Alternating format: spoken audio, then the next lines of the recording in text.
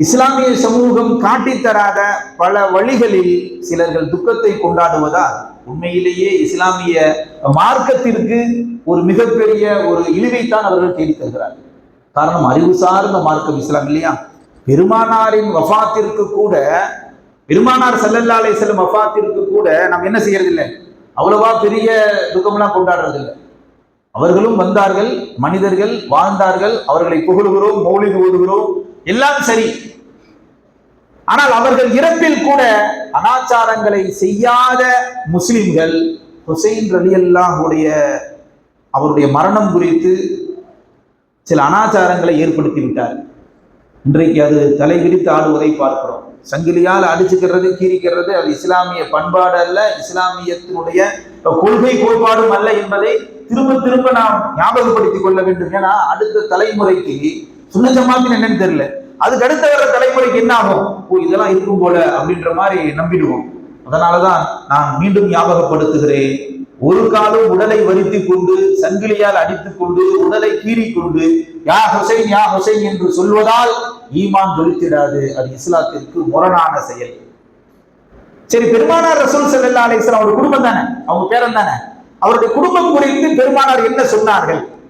அஹ்ல பைத் என்று அரபியிலே சொல்லுவார். அஹ்ல பைத் என்று சொன்னா வீட்டு உடையவர்கள் என்று அர்த்தம். இது யாருக்கு பயன்படுத்தப்படுகிறது என்றால், பெருமானார் ரசூல் ஸல்லல்லாஹு அலைஹி வஸல்லம் அவர்களுக்கும் அவருடைய மனைவிமார்கள் பெருமானாருடைய குழந்தைகளுக்குத்தான் அஹ்ல பைத் என்று சொல்லுவார். அந்த அஹ்ல பைத் என்பவர்களை நாம் எப்படி நேசிப்பது? பெருமானார் ஸல்லல்லாஹு அலைஹி வஸல்லம் எல்லாத்துக்கும் வழிகாட்டிட்டு போயிட்டாங்க இல்லையா? அனைத்துக்கும் வழிகாட்டிட்டு போயிட்டாங்க.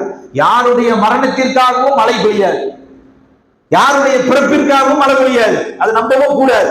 அல்லாஹ் எப்போ எதை நாடுகிறானோ அந்த இடத்தில் மழையை பொழிய செய்கிறான், அவ்வளவுதான். இதுதான் ஈமான், தெளிவான ஈமான். அப்படி இருக்கிற பொழுது ஹுசைன் ரலியல்லாஹுடைய அந்த இறப்பு செய்தியை துக்க நாளாக அனுசரித்து, இதுல பாருங்களேன், துக்க நாள்னு சொன்னா யாரு மரணித்தாலும் ஓரிரு நாள்ல அந்த துக்கத்தை மறந்துடணும்.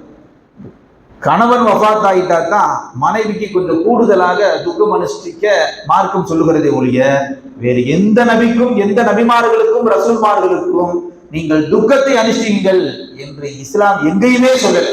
அப்படித்தான் பண்பட்டு இஸ்லாமியர்கள் இன்று வரை வந்துகிட்டு இருக்கோம் இல்லையா? அப்போ ஹுசைன் ரலியல்லாஹுடைய வாழ்க்கை வரலாறு, நபி அவர்கள் என்ன சொன்னார்கள் இந்த அஹ்ல பைத் குறித்து என்பதை நாம் புரிந்து கொள்வோமே, ஆனால் உண்மையிலேயே தெளிவான ஒரு சிந்தனைக்கு நாம் ஆட்படுவோம். அன்பிற்குரியவர்களே, நபி ஸல்லல்லாஹு அலைஹி வஸல்லம் அவர்கள் குடும்பம் குறித்து சொல்லுகிற பொழுது அஹ்ல பைத் யாருங்க? அந்த அஹ்ல பைத் நான், ஃபாத்திமா, அலி ரலியல்லாஹ், அவர்களுக்கு பிறந்த ஹசன் ஹுசைன் ரலியல்லாஹ் என்று பெருமானார் ரசூலுல்லாஹி ஸல்லல்லாஹு அலைஹி வஸல்லம் அவர்கள் சொல்லி, இவர்கள் மூலமாக இனி வர கியாமத்து நாள் வரை வரக்கூடியவர்கள், இந்த சந்ததியில வரக்கூடியவர்கள் அனைவர்களும் அஹ்ல பைத்தை சேர்ந்தவர்கள் என்பதை பெருமானார் ரசூலுல்லாஹி ஸல்லல்லாஹு அலைஹி வஸல்லம் அவர்கள் கூறி காட்டியிருக்கிறார். திருக்குர்ஆன்ல அல்லாஹ் சொல்லுகிற பொழுது அஹ்ல பைத் என்ற வார்த்தையை பயன்படுத்தி இருக்கிறார். நபியினுடைய குடும்பத்தார். இன்னமா யுரீதுல்லாஹு யுذஹிப அன்கும் ரிஜ்ஸ அஹ்லல் பைத் வ யுطஹிரக்கும் தத்ஹீரா. அல்லாஹ் நாடுகிறான் பெருமானார் ரசூலுல்லாஹி ஸல்லல்லாஹு அலைஹி வஸல்லம் அவருடைய குடும்பத்தார்களை அசுத்தங்களில் இருந்து நீக்கி பரிசுத்தமானவர்கள் என்பதாக ஆக்க வேண்டும் என்று அல்லாஹ் நாடுகிறான். பரிசுத்தமானவர்களாக நீங்கள் இருக்கிறீர்கள் என்ற செய்தியை திருக்குர்ஆனிலே அல்லாஹ் பதிவு செய்கிறான். நம்ம நபி பரிசுத்தமானவர்கள், நபியை சார்ந்து இருக்கக்கூடிய குடும்பத்தார்களும் பரிசுத்தமானவர்கள். இது யார் சொல்றார்? திருக்குர்ஆனிலே அல்லாஹ் சொல்கிறான். இன்னும் திருக்குர்ஆன்ல நபியுடைய சிறப்பு நமக்கு தெரியும். நபியுடைய மனைவிமார்களை பற்றி சொல்லுகிற போது உலகத்திலே படைக்கப்பட்ட பெண்களை போன்று நீங்கள் இல்லை, அவங்களும் பெண்கள் தான். இந்த உலகத்துல 10 மாதம் தாயினுடைய கருவறையிலே இருந்து வந்தவர்கள் தான். ஆனால் சிறப்பு குறித்து அல்லாஹ் என்ன சொல்கிறான்? மற்ற பெண்களை போல இல்ல பெருமானார் ரசூல் ஸல்லல்லாஹு அலைஹி வஸல்லம் மனைவிமார், அவங்களும் பெண்கள் தான். ஆனால் சிறப்புக்குரியவர்கள், உயர்வுக்குரியவர்கள். அல்லாஹ் எவ்வளவு உயர்வுபடுத்தி காட்டுகிறான். அப்ப இந்த சமூகம் புரிந்து கொள்ள வேண்டும், இவர்களெல்லாம் மதிக்கப்பட வேண்டியவர்கள், இவர்களெல்லாம் நேசிக்கப்பட வேண்டியவர்கள் என்ற உயர்ந்த கண்ணோட்டத்தோடு பார்க்க வேண்டும். சரி, எதுக்குங்க அல்லாஹ் அப்படி சொன்னா? லஸ்துன்னக அஹதும் மினன் நிசா, மற்ற பெண்களை போல நீங்க இல்லை, உங்களுக்கு தனி சிறப்பு இருக்கிறது என்று ஏன் சொல்கிறாங்க என்றால், இப்போ நம்ம இருக்கிறோம், நம்ம மௌத்தா போயிட்டா நம்முடைய மனைவி இன்னொருவரை திருமணம் செய்ய அனுமதி இருக்கிறது. அப்படிலாம் உடன்கட்டை அப்படின்ற பேச்சுக்கே இஸ்லாத்தில் இடம் இல்லை. அதெல்லாம் பண்டைய காலத்துல இந்தியாவில் இருந்து கணவன் மௌத்தா போயிட்டா மனைவி என்ன செய்யணும், உடன்கட்டை ஏறணும் அப்படின்னு சொல்லி இந்தியா போன்ற பகுதிகளில் அது ஒரு நடைமுறையிலே இருந்தது. இஸ்லாத்துல மாத்திரம்தான் மறுமணம், அதுவும் குறிப்பாக கணவன் வஃபாத் ஆகிவிட்டால் மனைவி விரும்புகிறார், இல்ல நான் இன்னொரு கணவனை தேர்ந்தெடுத்துக்கிறேன் என்று சொன்னால் அவளை தடுப்பதற்கு தாய் தகப்பனுக்கு கூட உரிமை கிடையாது. இல்லம்மா வேணாம், அசிங்க கேவலம், பையனெல்லாம் பெரியவன் ஆயிட்டானுவ, இனி போய் நீ 2வது திருமணம்லாம் முடிச்சா ஊரு திட்டும் பேசும் என்று ஆலோசனை கொடுப்பதற்கு தாய் தகப்பனுக்கு கூட அனுமதி கிடையாது. ஏன்னா பெண்ணுக்கு அவ்வளவு தூரம் இஸ்லாம் சலுகை வழங்குகிறது. இது சட்டமா? இது பொது சட்டம், எல்லா முஸ்லிம் பெண்களுக்கும் உண்டான பொது சட்டம். ஆனால் பெருமானார் ரசூல் ஸல்லல்லாஹு அலைஹி வஸல்லம் அவர்களை திருமணம் முடித்து பெருமானாரின் கரம் பிடித்து மனைவியாக ஆகிவிட்ட பிறகு, பெருமானாரின் மரணத்திற்கு பிறகு இந்த பெண்கள்லாம் மற்ற பெண்களை போல மற்ற யாரையும் திருமணம் முடிச்சிட முடியாது. சட்டம் வேறுபடுத்துவாரு, சட்டத்தை எல்லாம் பிரிக்கிறான்.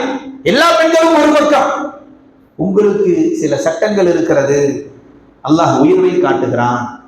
இதுவரைக்கும் எதை பத்தி ரசூலுல்லாஹ்வுடைய புகழ் பேசுவோம், மௌலித் ஓதுறதுன்னா ஐயோ சிறுக்கு குருமா, அது ஆகாது கூடாது, சுன்ன ஜமாத்காரர்கள்லாம் முட்டாளர்கள் அப்படிமா. இது பாருங்க, அல்லாஹ் பெருமானாரை மாத்திரமல்ல, பெருமானாரின் கரம் பிடித்த பெண்கள் கூட சர்வ சாதாரண சட்டங்கள் அவர்களுக்கு பொருந்தாது என்ற அற்புதமான நிகழ்வுகளை திருக்குர்ஆன் வாயிலாக அல்லாஹ் நமக்கு சொல்லித்தருகிறான். அதான் அஹ்ல பைத், பெருமானாரை நேசிப்பது, பெருமானாரின் குடும்பத்தை நேசிப்பது. இன்றைக்கு யௌமுல் ஆஷூரா, கர்பலாவிலே ஹுசைன் ரலியல்லாஹு பெருமானாரின் வாரிசு, பெருமானாரின் பேரன் கொல்லப்பட்ட இந்த தினத்தில் அவருடைய வாழ்க்கை வரலாறு, பெருமானார் எப்படியெல்லாம் அவர்கள் நேசிக்க சொன்னார்கள், இது மாதிரியான விஷயங்களை உள்வாங்கிக் கொண்டு நம் ஈமானை புதுப்பித்துக் கொள்ள வேண்டுமே ஒழிய புது புது அனாச்சாரங்கள் செய்கிறார்கள் என்பதை நாம் மேற்கோள் காட்டிக் கொள்ளக் கூடாது. அடுத்த தலைமுறைக்கு அதை எத்தி வைத்து விடவும் கூடாது. ஏன்னா இன்னைக்கு மீடியா பூரா போக்கஸ் பண்றோம். மொஹர்ரம் அப்படின்னு சொன்னா பாருங்க, இஸ்லாமியர்கள் பண்டிகை எவ்வளவு கோலாகலமாக நடத்துகிறார்கள். சில இடத்துல தீ மிதிக்கிறது, சில இடத்துல உடம்பெல்லாம் புண்ணாக்கிக்கிறது. அது இஸ்லாமிய பண்பல்ல, இஸ்லாமிய மரபும் அல்ல. நபி ஸல்லல்லாஹு அலைஹி வஸல்லம் இந்த ஆயத்தை ஓதி காட்டுகிறார். இன்னமா யுரீதுல்லாஹு லியுذهب عنكم الرجس أهل البيت ويطهركم تطهيرا.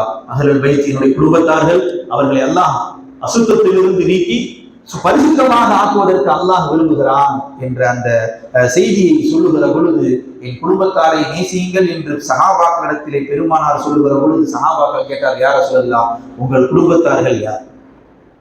பெருமானாரின் மனைவிமார்கள் அலி ரலியல்லாஹு, ஃபாத்திமா ரலியல்லாஹு, அவருடைய பிச்சடங்கள் கியாமத்து நாள் வரை, இதை நம்ம எல்லாம் வெளியே கேட்கணும், அதோடு நிக்கல, கியாமத்து நாள் வரை பெருமானார் ரசூல் ஸல்லல்லாஹு அலைஹி வஸல்லம் உடைய வாரிசுதாரர்கள் வந்து கொண்டே இருப்பார்கள். அவர்கள் அத்தனை நபர்களும் மார்க்கத்தை பாதுகாக்கக்கூடியவர்களாக இருப்பார்கள், ஒழுக்க சீலர்களாக இருப்பார்கள்.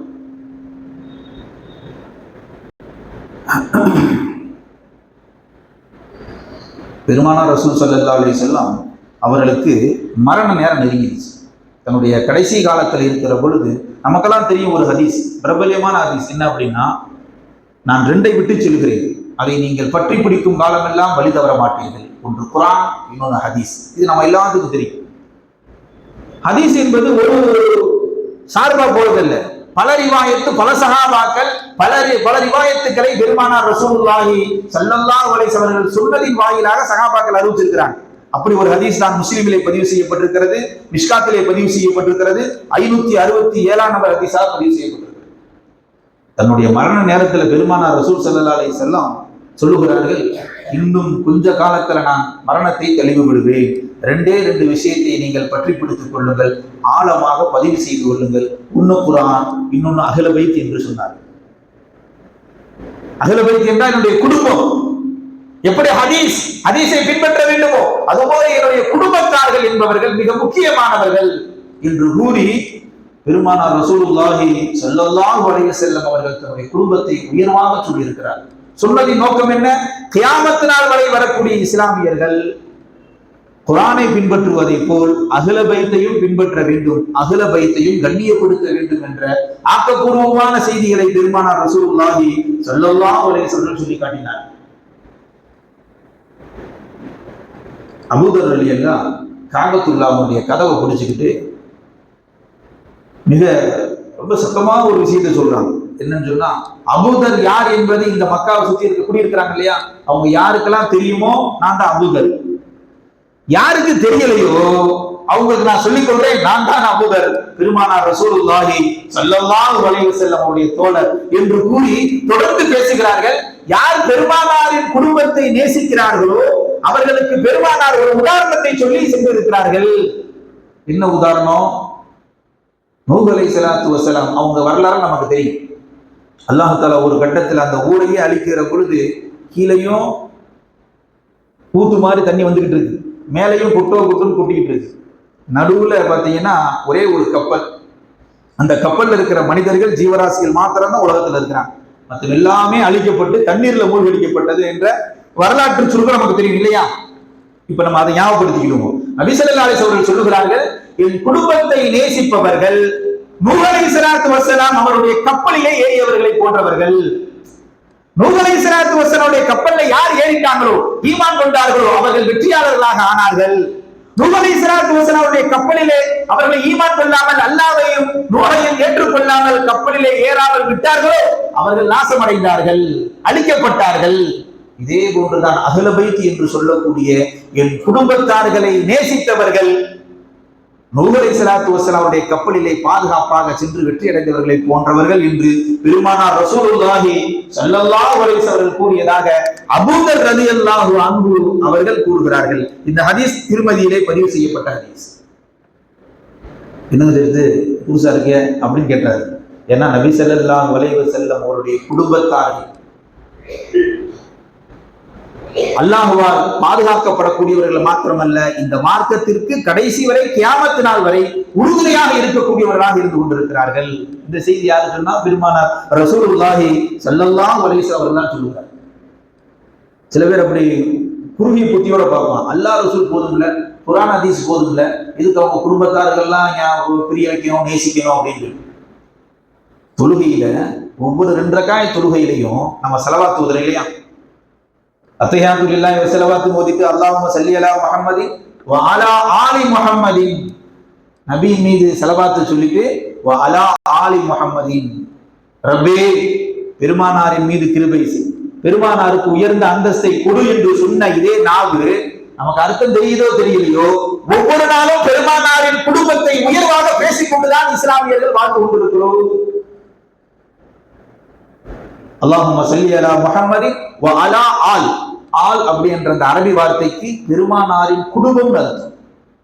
பெருமானார் மாத்திரமல்ல, பெருமானாரின் குடும்பத்தையும் சேர்த்துத்தான் நாம் ஒவ்வொரு 2 ரக்காத்திலையும், அது ஜும்மா தொழுதாலும் சரி, லுஹர் தொழுதாலும் சரி, அஸர் தொழுதாலும் சரி, நஃபில் 2 ரக்காத் தொழுதாலும் சரி, எல்லாத்திலையும் அத்தஹியாத்துக்கு பிறகு நாம் ஓதுகிற ஸலவாத் இருக்கிறது அல்லவா, அந்த ஸலவாத்திலே பெருமானாருக்கு உயர்ந்த அந்தஸ்தை அல்லாஹ்விடத்திலே கேட்டதோடு பெருமானாரின் குடும்பம் குறித்தும் நாம் ஞாபகப்படுத்துகிறோம். அப்படியானால் தெரிந்தோ தெரியாமலோ சில பேர் சொல்லுவாங்க இல்லையா, பெருமானார் குடும்பம்னா என்னங்க, அவன் பெரிய ஆளா அப்படின்னு கேட்கிறானா இல்லையா, அவனுக்கு உண்டான பதில் தான், அவர்களுக்கு உண்டான பதில். உனக்கு அர்த்தம் தெரியுதோ தெரியலையோ, அத்தஹியாத்திற்கு பிறகு நீ சொல்லுகிற ஸலவாத்தில் பெருமானாரின் குடும்பத்தை தொடாமல் அவர்களுக்காக வேண்டி துஆ செய்யாமல் உன் தொழுகை பரிபூர்ணமாகுவதில்லை. அல்லாஹ் அப்படின்னா அப்ப நம்ம நபியை எவ்வளவு நேசிக்கணும், நபியுடைய குடும்பத்தார்களை எவ்வளவு நேசிக்கணும், இதெல்லாம் அல்லாஹ்வுடைய ஏற்பாடு தானங்க, இதெல்லாம் அல்லாஹ்வுடைய ஏற்பாடு. அப்படி விலகிக்கிடணும். இல்ல என்னை தானே தொழுகிற, அல்லாஹ் அக்பர் மட்டும் சொல்லி போதும் அப்படின்னு நல்லா நிப்பாட்டி இருக்கலாம் இல்லையா? நமக்கு கொடுத்த அறிவை விட நம்மளால அல்லாஹ்வின் அறிவை என்ன செய்ய முடியாது, இவ்வளவு சொல்லி நிர்ணயிக்க முடியுமா? அந்த ஆற்றல் நமக்கு இல்லை இல்லையா? அந்த அல்லாஹ் அவனை வணங்கக்கூடிய தொழுகையில் பெருமானாரின் மீது ஸலவாத்து சொல்ல வைத்து அதோடு நிறுத்தாமல் பெருமானாரின் குடும்பத்தையும் உள்ளே இழுத்து விடுகிறான் என்றால் இந்த சமூகம் கடைசி வரை யோசிக்க வேண்டும். அவருடைய சுன்னத் வல் ஜமாஅத்துடைய கொள்கை அதுதான். பெருமானாரை நேசிப்போம், பெருமானாரின் குடும்பத்தார்களை நேசிப்போம். ஆனால் அந்த நேசம் ஒரு லிமிட் இல்லையா? ஹுசைன் ரலியல்லாஹு அன்ஹு அவர்கள் கொல்லப்பட்டார்கள் என்ற காரணத்திற்காக வேண்டி சங்கிலியால் தன்னுடைய உடம்பை அடித்துக் கொண்டு வரித்துக் கொண்டு செய்பவர்களையும் ஒதுக்கி, எனக்கு குர்ஆன் ஹதீஸ் போதுங்க, குடும்பத்தாரும் தேவையில்லை, சகாபாக்களும் தேவையில்லைங்க அப்படின்னு இந்த சைடும் போயிடாம சில பேர் என்ன சொல்றான், சகாபாக்களும் வேணாம், முன்னோர்கள், இமாம் பெருமக்கள், மூதாதையர்கள், நம்ம அத்தா அம்மா, நம்முடைய உஸ்தாதுமார்கள் சொல்லி கொடுத்தாங்க இஸ்லாம் வந்துட்டு இருக்கு. வாழை அதான இஸ்லாம். எங்கேயும் தனிப்பட்ட முறையில வந்து நமக்கு எதுவும் புதுக்கப்பட்டதா குர்ஆன் ஹதீஸ் அப்படி அல்ல. அப்போ நம்முடைய முன்னோர்கள் யாரும் தேவையில்லை, குர்ஆன் ஹதீஸ் போதும் என்று சொல்லுகிற கூட்டம் ஒரு பக்கம். இன்னொரு பக்கம் இல்ல குர்ஆன் ஹதீஸ் வேணும், முன்னோர்களும் வேணும்னு சொல்லி ஹுசைன் ரலியல்லாஹு அன்ஹு அவர்களை வரம்பு மீறி என்ன செய்யறது, இஸ்லாத்தில் இல்லாத செயல்களை செய்து உடலை வருத்திக் கொண்டு செய்யக்கூடிய இது மாதிரியான செயல், இதையும் கண்டிக்கப்பட வேண்டும். அப்ப அஹ்ல பைத் என்பது பெருமானார் ரசூல் ஸல்லல்லாஹு அலைஹி வஸல்லம் அவர்கள் மீது அதிக நேசம் வைத்து நாம் வாழ வேண்டும். அவருடைய குடும்பத்தாரையும் நேசிக்கணும். ஏன்னா அதிகமான பயான்ல இந்த பயான் கேட்க மாட்டோம். நபியை புகழு, நபியை நேசிக்க, இப்படியே பேசி கேள்விப்பட்டிருக்கோம் இல்லையா? நபியை நேசிக்கணும், நபியை புகழ வேண்டும். அதே போன்று பெருமானார் ரசூலுல்லாஹி ஸல்லல்லாஹு அலைஹி வஸல்லம் அவருடைய குடும்பத்தார்களை நேசிக்க வேண்டும். அப்படி நேசித்தால்தான் நாம் வெற்றியாளர்களாக ஆக்கப்படுவோம். அவர்களை புறக்கணித்தால், அவர்களை இழிவாக பேசிவிட்டால், அவர்களுக்கு என்ற தனி சிறப்புலாம் இல்லை. ஏன்னா அல்லாஹ் சிறப்பு கொடுத்து இல்லைன்னு சொன்னா, அல்லாஹ் அவர்களை மேன்மைப்படுத்துகிறான்.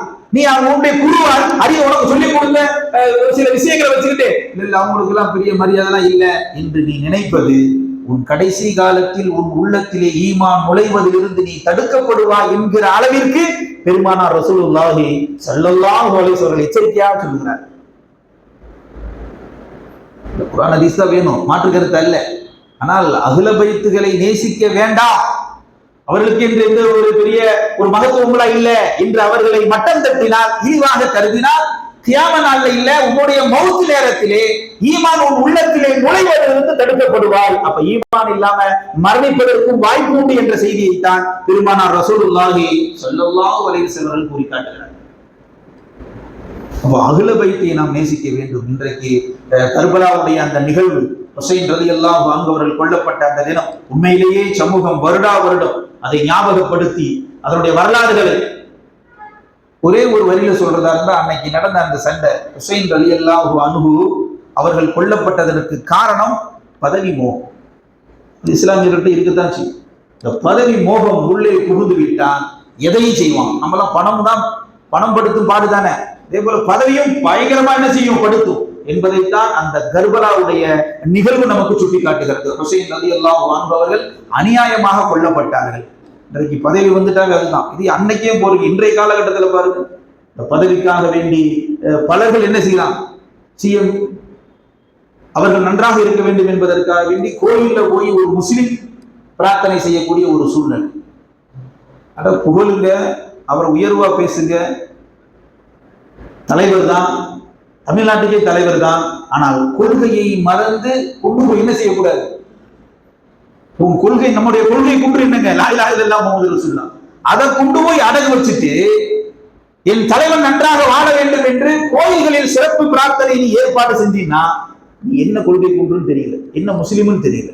அப்ப யோசிச்சு பாக்குறேன், இப்ப இன்னைக்கு அந்த பயிலு இருக்கிறாங்க, ஈமான அடகு வச்சுட்டு வாழ்ற பயிலு இன்றைக்கு இருக்கிற மாதிரிதான் அன்றைக்கு கர்பலாவுல பதவிக்காக வேண்டி ஹுசைன் ரலியல்லாஹு பெருமானார் ரசூலுல்லாஹி ஸல்லல்லாஹு அலைஹி வஸல்லம் அவர்களுடைய அந்த வாரிசை கொண்டாங்க இல்லையா. இன்றைக்கும் சில நபர்களை உயர்வாக ஆக்க வேண்டும் என்பதற்காக வேண்டி, உயர்த்தி குடிக்க வேண்டும் என்பதற்காக வேண்டி, அரசியல் ஆராய வேண்டும் என்பதற்காக வேண்டி, பதவி மோகத்திற்காக வேண்டி ஈமானை இழக்கக்கூடிய நபர்கள் இன்றைக்கும் இருக்கத்தான் செய்கிறார். அல்லாஹ் ரப்பல் ஆலமீன் நம்மை அது மாதிரியான பதவி வெறியில் இருந்து அல்லாஹ் நம்மையும் நம் சந்ததிகளையும் அல்லாஹ் பாதுகாக்க வேண்டும் என்ற அற்புதமான துஆவை அஹ்ல பைத் என்ற பெருமானார் ரசூல் ஸல்லல்லாஹு அலைஹி வஸல்லம் அவர்களுடைய உண்மையான குடும்பத்தார்களை நேசித்து அவருடைய சுன்னத் வல் ஜமாஅத்துடைய கொள்கையில் வாழ்ந்து மரணிக்கக்கூடிய நல்ல பாக்கியத்தை இல்லாமல் அல்லாஹ் நம் அத்துணை நபர்களுக்கு வழங்குவானாக. வாஹிர் தாவானா அல்ஹம்துலில்லாஹி